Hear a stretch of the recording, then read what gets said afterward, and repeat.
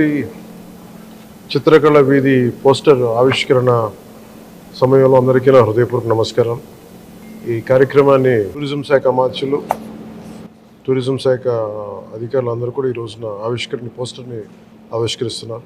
ఇది ప్రతి ఒక్కరూ దీంట్లో పాల్గొని దీన్ని విజయవంతం చేయవలసిందిగా కోరుకుంటా ఉన్నాను. ఇది కేవలం ఈ అమరావతి చిత్రకళ వీధి అనేది ఇది కేవలం ఒక కళా ప్రదర్శన మాత్రమే కాదు, మన రాష్ట్రంలోని మరియు దేశవ్యాప్తంగా ఉన్న కళాకారులకు చాలా వారి వర్క్ని, వారి కళను చూపించుకునే అరుదైన అవకాశం అది. మన రాష్ట్రంలో ఎన్నో ప్రతిభావంతులైన కళాకారులు ఎందరో ఉన్నారో వాటికి సరైన గుర్తింపు, ప్రోత్సాహం లేదు, వారికి దొరకట్లేదు. పద్మశ్రీ అవార్డు పొందిన గొప్ప కళాకారులు కూడా సరైన వేదిక లేక తమ ప్రతిభని చూపలేకపోయారు. కానీ అమరావతి చిత్రకళ వీధి ద్వారా వారు తమ కళని ప్రదర్శించుకునే అవకాశం ఈ రకంగా కలుగుతుంది. ఈ కార్యక్రమం ప్రత్యేకించి కర్ణాటకలోని బెంగళూరులో చిత్రసంతి అనే ఆదర్శంగా తీసుకుని మన ఆంధ్రప్రదేశ్ని కళాకారుల కేంద్రంగా మారుస్తుందనే లక్ష్యంతో ఈ రోజున టూరిజం శాఖ అమాత్యులు దీన్ని ముందుకు తీసుకెళ్తున్నారు. మన రాష్ట్రపు కలంకారీ, చెరియల్ పెయింటింగ్స్ లాంటి సాంప్రదాయ చిత్రలేఖనాల నుంచి ఆధునిక డిజిటల్ కళల వరకు ప్రతి కళాకారుడికి ఇక్కడ ప్రోత్సాహం లభిస్తుంది. కళలు మన సంస్కృతికి మూల ప్రాణాలు. ఈ ప్రదర్శనలో కళాకారులకి ఆదరణ ఇచ్చేలాగా, ప్రజలకి కళలో ఆసక్తిని పెంచేలాగా ఉంటుంది. ఇది ఒక గొప్ప అవకాశం. ఈ అవకాశాన్ని అందరూ సద్వినియోగం చేసుకోవాల్సింది మనస్ఫూర్తిగా అందరినీ కోరుకుంటున్నాను.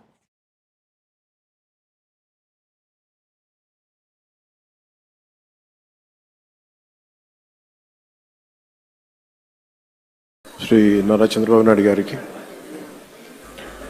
ప్రత్యేకించి ఈరోజు ఒక హిస్టారిక్ డే. అసెంబ్లీలో కొన్ని దశాబ్దాల పోరాటం తర్వాత వర్గీకరణని ఈరోజు చాలా విజయవంతంగా బిల్లుని ప్రవేశపెట్టి దాన్ని సాధించిన ఘనత గౌరవ ముఖ్యమంత్రి శ్రీ నారా చంద్రబాబు నాయుడు గారు. అలాంటి సక్సెస్ఫుల్ ఈ రోజున శాసనసభ్యులందరూ ఈ క్రీడా సమ్మేళనం తాలూకు మన ప్రైజ్ డిస్ట్రిబ్యూషన్ కానీ, అలాగే ముఖ్యంగా కల్చర్ ప్రోగ్రామ్ చూస్తే నేను చేసిన గబ్బర్ సింగ్ సినిమాలో నా పోలీస్ స్టేషన్ సీన్ వచ్చింది, చచ్చిపోయాను నేను. అంటే నేను ఎప్పుడు నా లైఫ్లో ఇన్ని దశాబ్దాలు, అంటే కొంచెం మన అసెంబ్లీలో ఇన్ని దశాబ్దాలుగా ముఖ్యమంత్రి గారిని, మన నారా చంద్రబాబు నాయుడు గారిని చూస్తున్నప్పుడు ఎప్పుడు ఆయన ముఖం ఇంత నవ్వుగా నా జీవితంలో ఎవరూ చూడలేదు. అసలు ఎప్పుడు అంటే నవ్వే పరిస్థితులు ఉండవు.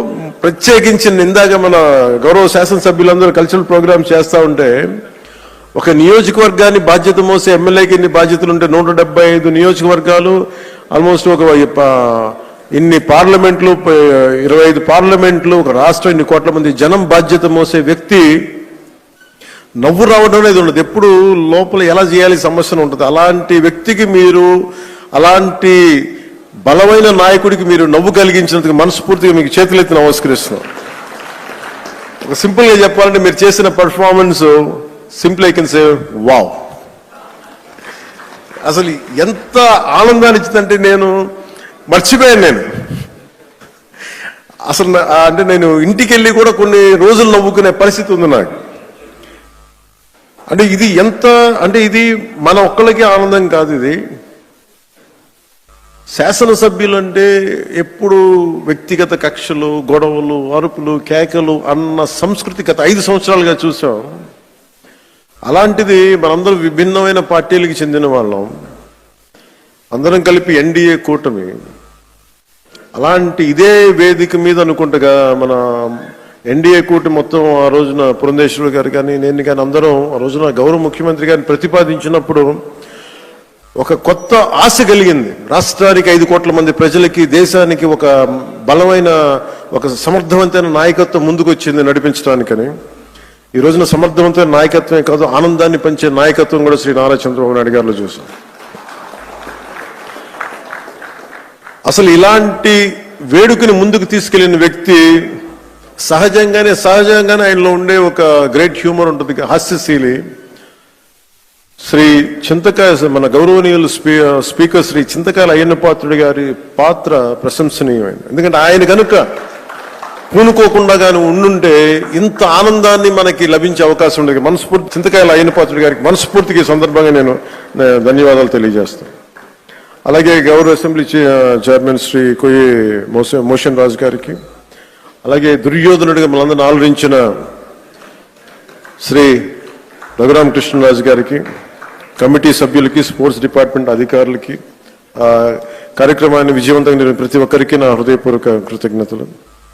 ఈ 3 రోజుల పాటు మన శాసనసభ్యులు cricket, tennis, shuttle, volleyball, kabaddi, athletics, tug of war అనే క్రీడల్లో ఉత్సాహంగా పాల్గొనే క్రీడా స్ఫూర్తిని ప్రదర్శించారు.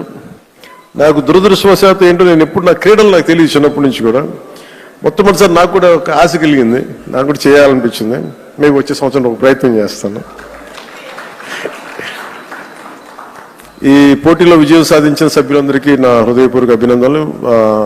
మీరు చూపించిన సహనశీలత కానీ, పట్టుదల కానీ, ఇది ఏదో సరదాగా ఇవన్నీ కంటే కూడా మనందరి మధ్య ఒక స్నేహపూర్వకమైన వాతావరణం, అంటే ఏదన్నా సమస్యలు వస్తే కలిసికట్టుగా పోరాడే ఒక ఐక్యతనిచ్చింది. అది నాకు చాలా చాలా ఆనందాన్ని ఇచ్చింది. అందరం పార్టీలకు అతీతంగా మర్చిపోయి సీనియారిటీ, జూనియర్ని తారతమ్యాలని మర్చిపోయి అసలు ముందు తీసుకెళ్లిన విధానం, ఈ స్ఫూర్తి ఒక ఆంధ్రప్రదేశ్కి కాదు భారతదేశానికి కూడా ఒక స్ఫూర్తిని నేను మనస్ఫూర్తిగా నాకు నిజంగా చాలా ఆనందంగా అనిపించింది. అలాగే దీన్ని ముందుకు తీసుకెళ్లిన ప్రతి అంశాన్ని ముఖ్యంగా ముందుకు తీసుకెళ్లిన మా ఎమ్మెల్యేస్ అందరికీ కూడా, స్పోర్ట్స్ అథారిటీ, ఆంధ్రప్రదేశ్ క్రీడా సాధికార సంస్థ ఈ కార్యక్రమాన్ని విజయవంతంగా అందించిన సహాయానికి నా హృదయపూర్వక కృతజ్ఞతలు తెలియజేస్తాను. క్రీడా మైదానంలో ఏర్పాట్లు కావచ్చు, అవసరమైన క్రీడా సామాగ్రి, క్రీడాకారుల సౌకర్యాలు వంటి అన్ని విషయాల్లో వారు చేసిన కృషి చాలా చాలా ప్రశంసనీయం. శాప్ అధికారులు, కోచ్లు, మరి సిబ్బంది మన అందరి తరపున ప్రత్యేక ధన్యవాదాలు తెలియజేస్తూ, మీ అంకిత భావం వల్లే ఈ రోజున క్రీడా సమ్మేళనం ఇంత విజయవంతంగా సాగింది. ఈ సమ్మేళనం విజయవంతం చేసిన ప్రతి ఒక్కరికి నా మనస్ఫూర్తిగా అభినందనలు తెలియజేస్తూ, ఈ పోటీలో పాల్గొన్న ప్రతి ఒక్కరికి నా ప్రగాఢ అభినందనలు తెలియజేస్తూ, విజేతలకు మరొకమారు శుభాకాంక్షలు తెలియజేస్తూ, మనందరం ఈ స్ఫూర్తిని, ఈ ఆనందాన్ని ముందుకు తీసుకెళ్తూ ఈ ప్రజా సంక్షేమం కోసం, ఆంధ్రప్రదేశ్ అభివృద్ధి కోసం గౌరవ ముఖ్యమంత్రి గారి స్వర్ణాంధ్రప్రదేశ్ 2047 దిశగా అందరం అడుగులు వేయాలని, ఈ కనీసం నేను ప్రతిసారి పదే పదే చెప్తాను, ఈ ఆనందం కనీసం స్థిరత్వం ఇవ్వాల్సిన ఆనందం, కేవలం మనం ఈ రోజున ఆనందంగా ఉండటమే కాదు, ఈ ఆనందాన్ని వచ్చే కనీసం 1.5 దశాబ్దం పాటు మనందరం కృషి చేసి ముందుకు తీసుకెళ్తే తప్ప ఈ గాడి తప్పిన ఈ రాష్ట్రాన్ని గాడి పెట్టాలంటే కనీసం 15 సంవత్సరాలు కనీసం పనిచేయాలి. ఇది ప్రధానమంత్రి గారు 3వ సారి ప్రధానమంత్రి అయ్యారు.